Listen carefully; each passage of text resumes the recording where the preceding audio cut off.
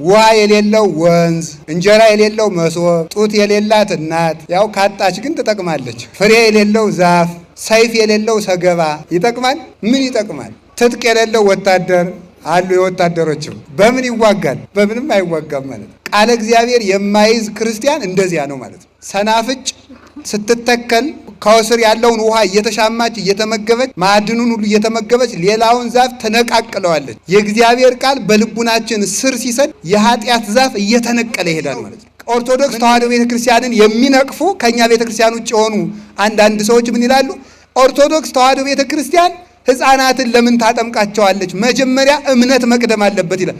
ለመሆኑ የሕፃንን ያህል የሚያምን ሰው አለ? አይጨነቅም። ለዚህ ዓለም አትጨነቁ፣ ለሰማይ መንግስታችሁ ተጨነቁለት። የሰማይ መንግስት ስትፈልጉ የምድር መንግስት ይሰጣችኋል። የሰማይ ሰላም ስትፈልጉ የምድር ሰላም ይሰጣችኋል። የሰማይ ሀብት ስትፈልጉ የምድር ሀብት ይሰጣችኋል። ስለዚህ ለዚህ ዓለም አትጨነቁለት ለማለት ጉድጓድ ውስጥ የሚኖር ሰው ፀሐይን ማየት እንደማይችለው ሁሉ የገዛ ክብሩን የሚያይ ሰው የእግዚአብሔርን ብርሃን ማየት አይችልም። የሚፈርስ የሚበሰብስ የባሰም ልናገር ነው የሚተላ የባሰም ልናገር የሚሸት የሰው ልጅ ምን ያኮራዋል ይላል ሲራክ ነው ያለ። በሶስተኛው ቀን ቀብረው ሲመለሱ የምትለወጥ አይደለህም እንዴ ይላል። ምን ያኮራል? እውቀቱን ስንኮራበት ምን ትፍከ ዘይነሳይከም ካልከ ተምረህ እኮ ነው። የበላይ መምህር እኮ አለብህ። አስተምሮሃል እኮ። መልከኛ ብትሆን መልክህን አፍንጫህን አልሰራው እግዚአብሔር ነው የሰራ እንጂ ምን ያኮራል? ሀገር ቢኖርህ ሀገር የሰጠህ እግዚአብሔር ነው ሊመሰገን የሚገባው። ኃይል ቢኖርህ ኃይል የሰጠህ እግዚአብሔር ነው የሚመሰገነው። ብትሰጥ እግዚአብሔር የሰጠህን ነው። ብትናገር እግዚአብሔር ያናገርህን ነው። ምን ቁም ነገር አለው የሰው ልጅ? እኛ እንዲህ ያልን እየኮራን ነው መኖር ያቃተን። ሕፃናት አይዋሹም። አሁን ሕፃን ልጅ እናት ወቤቱና ሰው ሲመጣ የለችም በል ብትለው ምንድን ነው የሚለው? እናት አለች የለችም በል ብላኛለች እንጂ አለች ነው የሚለው።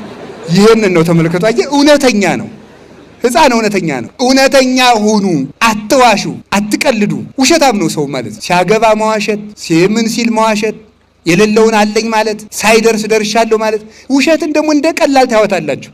የመርዝ ትንሽ እንደሌለው የኃጢአት ትንሽ የለውም። የኃጢአት ትንሽ የለውም። መርዝ ከሆነ ይገልሃል፣ ኃጢአት ከሆነም ይገልሃል። ጋር ይሁን እስመ ሐሰት ርዕሰ አመጻ። ሐሰት የክደት ሁሉ ራስ ነው፣ የኃጢአት የበላይ ነው። ይህንን ውሸት ነው ማጋለጥ ያለብን። እንወር ብለን መዋሸት፣ አንዳንዱ ገንዘብ ብሎ አንዳንዱ ፈርቶ ይዋሻል። ነገ ግን እንታሰራለን። በመኮንነ ጽድቅ በኢየሱስ ክርስቶስ ፊት እንቆማለን። በክርስቶስ ፊት በቆምን ጊዜ ዛሬ በልብስ የሰወርነውን፣ ዛሬ በቀሚስ የሰወርነውን፣ እንደ መነኩሴ ዛሬ በቆብ የሰወርነውን፣ ዛሬ በካባ የሰወርነውን፣ ዛሬ በሻሽ በቀሚስ በመስቀል የሰወርነውን፣ እናንተ ደግሞ በነጠላ የሰወራችሁትን፣ በዝክር የሸፈነውን፣ በመመጽወት የመሸፈነውን